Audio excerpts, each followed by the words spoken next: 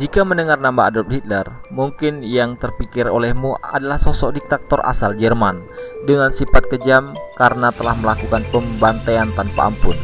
Mungkin juga kamu akan berpikir kalau Hitler adalah orang paling kejam di dunia. Hal itu wajar saja. Mungkin Hitler memang dikenal dunia sebagai sosok yang keras dan bertampang menyeramkan, terutama pada kaum Yahudi pada masa itu. Saya pun sering bertanya-tanya, apa sih yang sebenarnya terjadi? Marilah kita lihat ulasan berikut ini.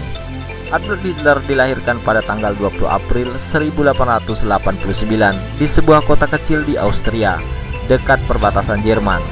Semasa kecil Hitler mendapatkan perilaku yang sangat keras oleh ayahnya. Bisa dikatakan Hitler masa kecil kurang bahagia. Hitler sendiri adalah seorang anak yang dibenci oleh ayahnya sendiri.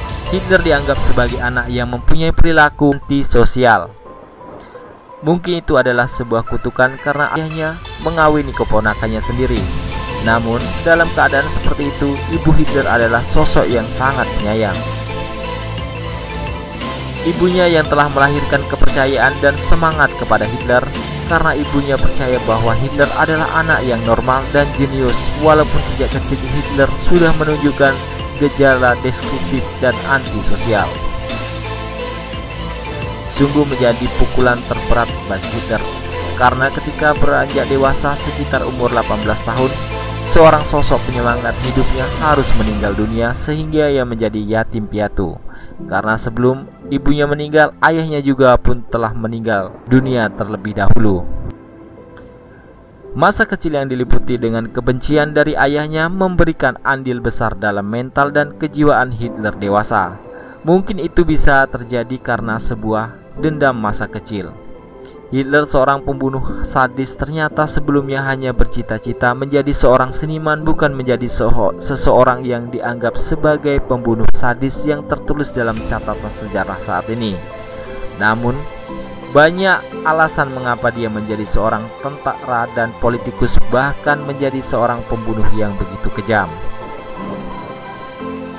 Hitler adalah anak yatim piatu, frustasi, tidak ada uang, sehingga kira-kira dia setahun menjadi gelandangan. Hidup dari belas kasihan orang lain di jalan. Selama itu, dia juga mulai benci terhadap orang Yahudi, kaum imigran yang hidup lebih mewah, dan Hitler terpengaruh dengan ceramah yang sifatnya antisemitis oleh wali kota Vienna Karl Lueger. Teori Lueger yang menyalahkan kekacauan ekonomi dan politik kepada kaum Yahudi menginspirasinya menjadi pembenci kaum Yahudi sepanjang hidupnya. Ini pula yang membangun ideologinya dan menganggap bangsa Arya adalah ras tertinggi. Banyak orang berkata, seandainya saja dia diterima di sekolah seni tersebut, mungkin Hitler hanya akan menjadi seniman seperti Picasso misalnya. Mungkin sejarah juga akan lain ceritanya. Disinilah salah satu letak penting Hitler. Dia mengubah sejarah meskipun jalan yang dianggap salah. Garis hidupnya bagaikan parkir yang tidak bisa diubah.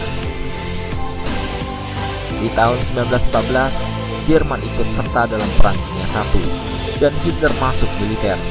Sewaktu perang di garis depan, dia terluka, dipulangkan dan mendapatkan medali untuk keberaniannya.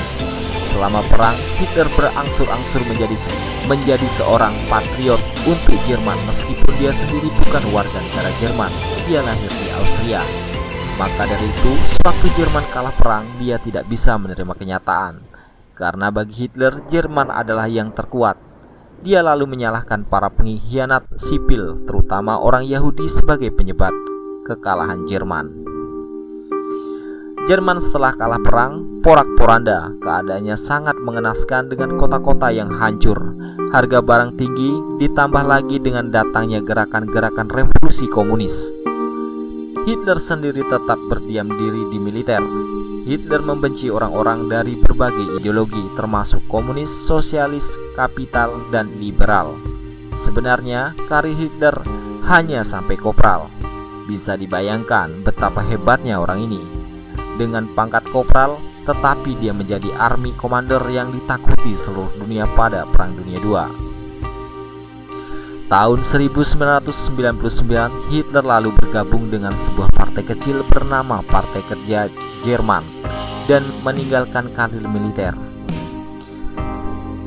Saat berhasil menjadi pimpinan dan akhirnya mengubah namanya menjadi Partai Nazi, tahun 1920 Hitler menerbitkan simbol swastika dan tahun 1921 partai ini semakin solid dengan didukung oleh kelompok milisia SA.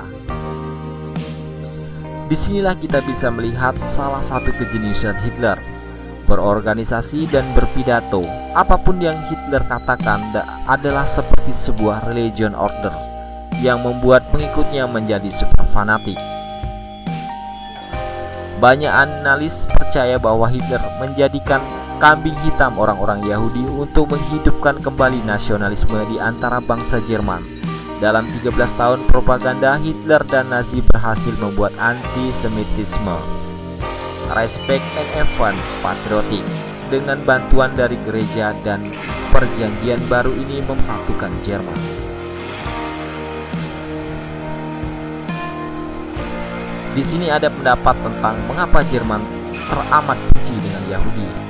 Menurut teori konspirasi, kaum Yahudi menjual Jerman kepada musuh-musuh Jerman waktu Perang Dunia I agar mendapatkan Palestina yang dikuasai oleh Turki satu blok dengan Jerman. Orang Yahudi pada waktu itu berpikir kekalahan Jerman lebih menguntungkan daripada kekalahan Inggris, karena dengan orang-orang Yahudi menjalin kerjasama dengan Inggris agar Palestina diberikan kepada mereka jika Inggris dan sekutunya menang perang. Padahal Jerman adalah tanah pelarian orang-orang Yahudi setelah mereka dikejar-kejar oleh Kaisar dari Rusia. Tapi karena menurut mereka tanah Palestina bisa diambil dengan kekalahan Jerman yang beraliansi dengan Turki, waktu itu Palestina di bawah kekuasaan Turki. Mereka menawarkan bantuan kepada Inggris dan Perancis untuk membawa Amerika Serikat, yang di dalamnya banyak orang Yahudi yang berperan dalam kebijakan negara. Hitler setelah Perang Dunia I pada waktu itu merasa bahwa bangsa Yahudi adalah pengkhianat yang harus dilenyapkan dan diusir dari Eropa. Hitler juga merasa kekuatan bangsa Jerman dapat diperoleh dengan memurnikan darah bangsa Arya tanpa ada percampuran dengan bangsa lain yang dianggap lebih rendah, padahal dia sendiri berdarah Yahudi. Ingat bahwa bangsa Yahudi juga selalu merasa bahwa mereka adalah bangsa terpilih untuk memimpin ras manusia, sehingga menurut Hitler mereka juga adalah saingan bangsa Arya untuk memimpin umat manusia. Dan kamu mau tahu kenapa Hitler tidak membunuh semua orang Yahudi?